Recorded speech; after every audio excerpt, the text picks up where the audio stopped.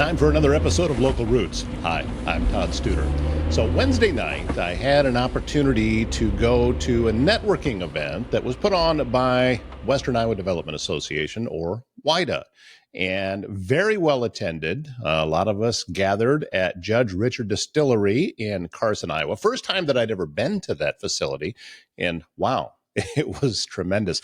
The event was great.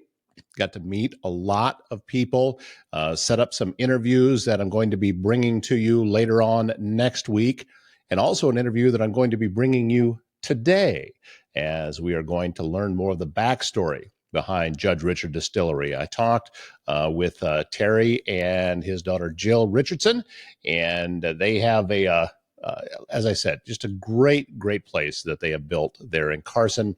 And I think that it's kind of an anchor place now in Carson that people are going to come to town just to be able to go to Judge Richard Distillery. I know I'll go back because they have a wonderful product. I brought some of it home with me. So that is today's show.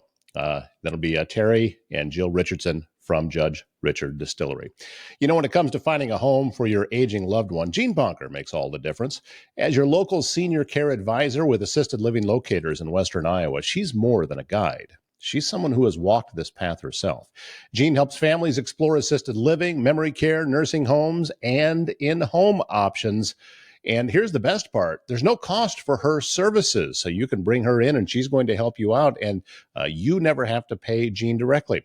Personal, compassionate, tailored to fit each family's needs. Give Jean a call at 402-690-5467. Assisted Living Locators, making the journey easier, one family at a time. And if you're looking for all natural health solutions in Southwest Iowa, here's the location: Bambi's Green Acres Natural Market in Council Bluffs. She's been serving the community since 1997 with vitamins, supplements, essential oils, herbal remedies.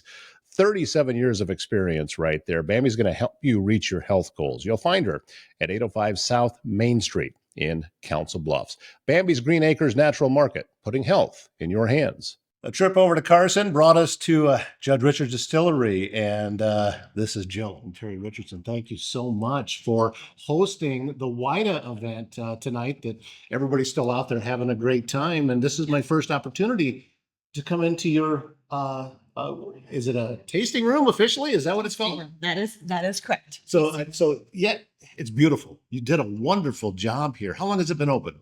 We've been open for a year in August. So just a little over a year then. A little over a year. How's the reception been from the area? Because I know Carson's not that big of a community, so you have to be drawing people in from wider than that. We've been extremely fortunate with community members from all around coming in. We have a lot of, obviously some good patrons from Carson, but we've been very fortunate to have a lot of people from surrounding towns as well. I need to know where the idea came from, because I mean, number one, you got a great product. I mean, that's just, you have to start with that. You know, if you're selling $1 a shot whiskey, it's not going to cut it. But that's not what you did. This is really high quality. So where did the idea come from to have a distillery like this here in Carson? Dad, you want to take that one? Oh, sure. I've been retired for about 10 years. And when COVID hit, I picked up hobby distilling in my garage. And so, you couldn't sell it. So I give it away to the neighborhood and my friends and my neighbors and it was pretty well received. So anyway, that went on a couple of years. And then Jill always wanted to have her own business. And we were looking at these buildings here and we're brainstorming. And she said, we could build a new tasting room there and go into business. What do you think about it? And since I was not that busy, I said, sure, let's. And then we went through the whole process of making everything legal. Right. And so we got, it's been what? Almost a year before we opened, we got our federal distillery permit approved, and it's called a DSP, and that's that way you can legally distill on a federal level. And then I found this a little bit more training because all my training had been for distilling had been from online from YouTube guys, all the home distilling network. And but anyway, Moonshine University pops up. And anyway, it was a crash course of 6 days in Louisville. And they went over, the business area and they had a still there. And we distilled, we fermented in 3 days and we distilled it another day. And so they went over all the aspects of running a distillery. And they hit all the high points. And they had some really important people there that I didn't even recognize. One of them was from the No family, from Jim Beam, one of Really? their daughters, and she did a good presentation. And the other guy was the guy that I buy my yeast from and my enzymes, and he had a PhD in biology and he has a big yeast business and founded Wilderness Trail Distillery, where we've got our bourbon from. So anyway, that gave us a good basis to get started, and then we found all of our distillery equipment. Actually, my son come up with it first. He lives down in Oklahoma, but it's called AB Equipment down in Lincoln, Nebraska, and they sold us almost everything we needed for the distillery itself.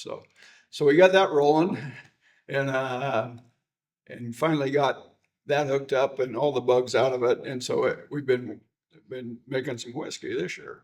So if you look back to the product that you had coming out of your garage during COVID time versus what you have now, is it similar? Is it completely different? What's happened? Somewhat similar, but the moonshine recipe and the bourbon recipe are a little different because you can add adjuncts to add flavor, on your home stuff, but you have to be 100% grain on bourbon and whiskey. So that's the biggest difference. So I can't add those little flavor enhancers. But anyway, so what we did, we found aged bourbon supplier when we went to a Vegas show. It's been 2.5 years ago. Mm-hmm.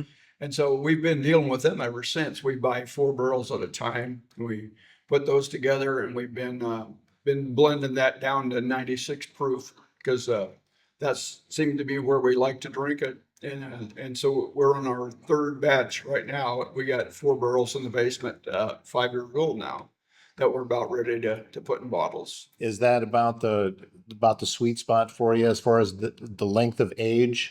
Is 5 years? Is that where you like it to be? That's the first 2 batches were just over 4 years. So this 5-year one, we think we can do a single barrel on even. So it should be, the older it gets, you get a little deeper flavor, a little more flavors out of it. But anyway, 4 years is still fairly young for a good bourbon, but what we've got, we've really liked, and it's been well received. Well, and talk about that because it seems that folks that are in your industry, there's more people getting interested in it, but still, for some place that is producing bourbon, I mean, in a community this size, I don't think it's all that common, is it? No, the closest one we got is up in Erling. Lonely Oak is up there. Okay. And he's probably a little bigger than we are. He's got and I haven't been up there to visit him yet, but he's got a pretty good business going. And I think there's one in Spencer, I know, and there's quite a few around the Des Moines area and in eastern Iowa. So I'm also wondering, and correct me if I'm wrong, Jill, the business end of it is probably where you're putting your efforts at. So yeah, because you can have the best product in the world, but if it's not marketed correctly and if it's not given to the public correctly, the business end of it not going to work. So how has that been for you as you've gotten this launched? It's been a learning experience. I've been in contract manufacturing for about 20 years, so I've helped a lot of different brands build products and get their brands out there. So I've learned a lot, not in the liquor industry, but in different industries. So I had a little bit of background in it, but yeah, liquor it's been interesting. And I would say people are far more friendly here than they have been in past industries. So it's good. Everybody wants to help you succeed, which is really interesting. I'm also curious about the when you start putting together mixed drinks, and you have to become a bit of a mixologist Yeah. as you're doing all of that. And there's people that have been commenting at this event today that Judge Richards has the best old fashions. That's just, and I had one while we were here. They're good. That's not that's not just lip service. They are very good. So, how long did it take that to be working on those types of things for you? So, again, just very fortunate. A very close family friend of ours, when dad was making it in the garage, Mhm. we'd send him home with bottles when he came to visit, and he just kept making all of these different cocktails. So as soon as we opened up, his name's Marshall. He's been like a brother to me most of my life. I was like, Marshall, are you interested in being our mixologist? And he very quickly replied. So he's actually made probably 99% of the cocktail recipes that we have, he comes up with completely on his own. Is that still a work in progress too, that adding to it and Yeah. coming up with different recipes with different drinks? Usually about every weekend he's sending me Really? new recipes. Wow. So what we do is each season he'll come out and we do a taste testing. We have a group that we just line up at the bar and taste them all. Then we decide what's going to be on our seasonal menu from there. That is going to, that's what gets you the return Yeah. people coming back. We want to come back and see what's new and what different things you've been able to come up with. Yeah. Yeah. People are always very excited for the new cocktail launches. So what's next? I mean, is it just continuing to settle in where you're at? What's coming down the road for Judge Richard Distillery here? So our goal for this next year is really to get the product out to more restaurants and bars in Iowa. Mhm. So with Iowa being a control state, everybody buys it from the same place. Yeah. So that's number one on our list, is just to get our distribution up and more people aware. The tasting room traffic, I would say, has been very busy for just being open a year. People are still learning about us. I would say every week we probably have some new customer come in. Sometimes a handful, sometimes a whole bus full. You never know. But we also have an event room that we rent out for occasions, and then we also have 2 Airbnb hotel rooms in our basement. Really? So just kind of getting the word out. Marketing has been a big focus, so we hired a marketing team that we're working with. So more stuff will be coming out about us very soon. Well, and Terry, you were talking about too before we started the interview that where we are at right now was probably on its way out, was just going to be a vacant lot had you folks not come along. Right. Yeah. Yeah. The city of Carson was very happy that we were interested in putting something new up in the Southwest Iowa community or the business organization helped us and had a nice big grand opening for us and a ribbon cutting. And the mayor talked and said, "This is the first new building on Main Street since what, 1960, I think." He said. Yeah. So, Well, and so yeah, we've had really good support from the local community on building this. this is the type of thing, though, that revitalizes a community. And we see this in a lot of the smaller communities, especially here in Potawatomi County, that new businesses coming in. We're seeing a new energy, I think, come to the smaller communities. And you guys are a huge part of that. I mean, this is kind of an anchor here in Carson very, very quickly. And that's, kudos to you for, I'm not sure if you were envisioning just how important this was going to be, but yeah, you're known, you're known in other places besides just the neighbor down the street. Yeah, and that was really our mission statement from the beginning, was to build a family legacy that inspired a revival within our community. When I was growing up, we used to spend, well, a lot of weekends at Sparky's, and Right. then we would walk across to the movie. And the main street was always filled up every Friday, Saturday night. And that was really our goal with kind of building this, is we wanted to see that. We wanted to see it back like that again. Well, as we wrap this up, I'll let you know publicly. I'm buying a bottle from you before I leave here, because that's just I can't have known about this and what this is without taking some of it home. So I'm Great. grateful for the work that you've done, for the time that you've given us here today. Nothing but continued success to you. I know you don't need that from me. You guys are going to be just fine. Because you're doing everything right, and I look forward to just watching your progress as you continue on. Very good. Thank you very much. Yeah, we're still, this is our first business, so it's a big learning curve for us. So we're still going through that, Well, but you're we'll try to keep getting better.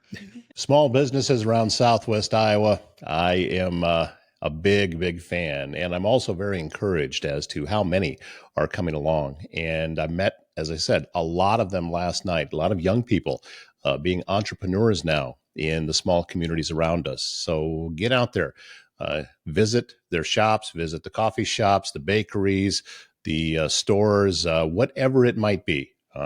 Keep supporting the small local businesses that you have right there in your community and in the neighboring communities. If you're looking to buy or sell a home in Council Bluffs, turn to Blake Hunter, your trusted realtor with Berkshire Hathaway Home Services, and not just in Council Bluffs. He has been buying and selling homes for people all across Southwest Iowa. Blake knows the local market and is dedicated to helping you find the perfect place to call home. So whether you're a first-time buyer, you're upgrading, or you're ready to sell, Blake Hunter is here to guide you every step of the way. Visit the website, blakehunter.homes, and start hunting for your dream home with confidence. And if you have a leak, a clogged drain, or if you're planning a big remodel, Waldstein Plumbing in Council Bluffs has you covered with fast, reliable service and expert craftsmanship. Everything from small repairs to major installations. Their website, waldsteinplumbing.com, is where you can go. All of the contact information is there. Set up an appointment, get somebody out from Waldstein Plumbing to take a look at your project. And as I've been saying all along, when integrity matters and when doesn't it? These are the guys that you want to get a hold of. In the website, waldsteinplumbing.com. We have reached the end of the week. Thank you so much for all of the positive comments that I've been receiving this week. And really, since the show started, on last Monday was show number 100 for Local Roots. Yeah, goes by pretty fast, doesn't it? And we're just going to keep trucking right along. My name's Todd Studer. Have a great weekend.